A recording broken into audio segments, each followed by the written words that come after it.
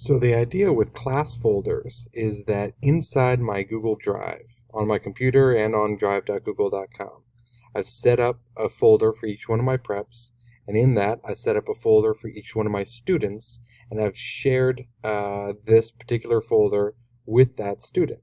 And now they're going to save all of their work into this folder all year long. They never need to share it with me. I own the folder. They don't need to manage permissions. As long as they as long as they save their work into this folder, I will have access to it. Done with it, I'll just drop this whole folder into previous years. And so now I can see all of the work from all of my students every year I've been here. Because of the FileStream app, I'm able to see the same folders on the website as well.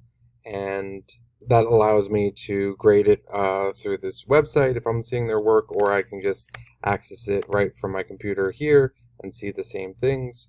To set this up, all I'd have to do is create a new folder. I can do so right here and just create a new folder, and then right click on the folder and share with that particular student. I'd need to do each one manually, so that it is a setup process.